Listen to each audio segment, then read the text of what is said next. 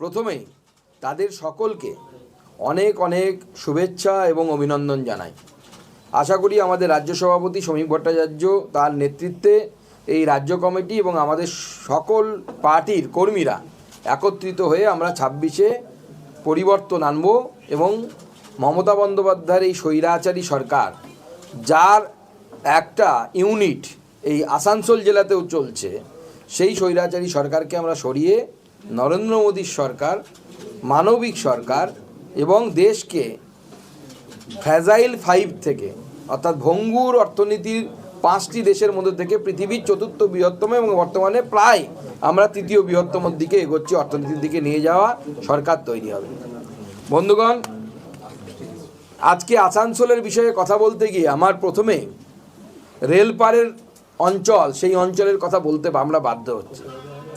এই রেলপার অঞ্চল এখন বর্তমানে ড্রাগ মাফিয়াদের অধীনে চলে গেছে। ড্রাগ মাফিয়াদের দৌড়াতে আমাদের যুবকরা, তারা দিনের পর দিন এই ড্রাগ অ্যাডিক্টেডের সংখ্যা বাড়ছে এবং তারা ড্রাগ অ্যাডিক্টেড হয়ে যাচ্ছে। এখানকার বিধায়ক মলয় ঘটক, যিনি রাজ্যের মন্ত্রী, তিনি এতদিন ধরে বিধায়ক আছেন, মন্ত্রী আছেন। আমি প্রশ্ন করতে চাই যে একজন এরকম সিনিয়র মন্ত্রীর বিধানসভাতে এই ড্রাগ র্যাকেট চলছে, মন্ত্রী কি জানেন না? কানে তেল দিয়ে ঘুমোচ্ছেন নাকি পুলিশের মাধ্যমে এই ড্রাগ মাফিয়াদের পয়সার ভাগ মন্ত্রী বা তার ভাইয়ের কাছে পৌঁছয়? কারণ আমরা যেরকম শুনেছিলাম হাতির 2 রকমের দাঁত হয়, একটা দেখানোর, একটা খাবার। আসানসোলের এই মন্ত্রীর ওরকম 2টো মুখ আছে, একটা নিজের মুখ আর একটা ভাই হচ্ছে অভিজিৎ ঘটকের মুখ।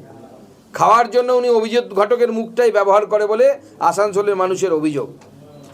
আজকে আসানসোল কর্পোরেশনের পার্কিং প্লাজা, যেখানে গাড়ি রাখার কথা, তা বর্তমানে কমার্শিয়াল কমপ্লেক্সে রূপান্তরিত করেছে আসানসোল কর্পোরেশন।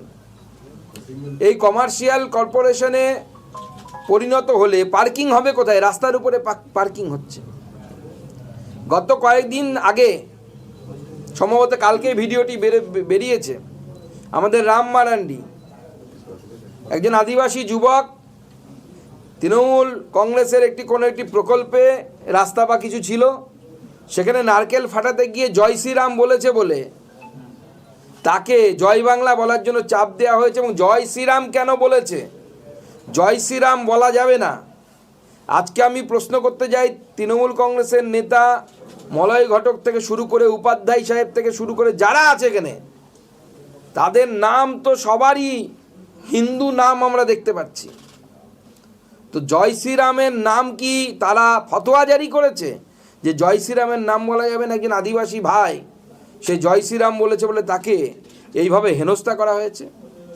শুধু তাই নয়, এই আসানসোল জেলা বহু আগে থেকে ভারতীয় জনতা পার্টি এই পশ্চিমবঙ্গে প্রথম যখন সিট জেতা শুরু করে, দার্জিলিংয়ের পরেই এই আসানসোল জিততে শুরু করে। বাবুল সুপ্রিয় তখন এখানে আমাদের সাংসদ ছিলেন। সেই আসানসোল বরাবরই হিন্দুত্বের মাটি, হিন্দু সেন্টিমেন্ট এখানে কাজ করে। সেই জায়গাটাকে কিভাবে ল্যান্ড জেহাদের মধ্য দিয়ে এবং মুসলিম তোষণের মধ্য দিয়ে, অ্যাপিজমেন্ট পলিটিক্সের মধ্য দিয়ে সাম্প্রদায়িক শক্তির হাতে তুলে দেওয়া হচ্ছে, তার কয়েকটি নিদর্শন আপনাদের সামনে আমি আনতে চাই। আপনারা জানেন, আসানসোলের মানুষ জানেন। আমরা যদি দেখি যে একের পর এক জায়গায়, সেটা রাহা লেন হোক বা অন্য কোনো জায়গায় হোক, বিশেষ করে আমাদের এই মন্ত্রী সাহেব, তার যে 2জন ঘনিষ্ঠ ব্যক্তি, একজন নান্নে আর একজন মিস্টার,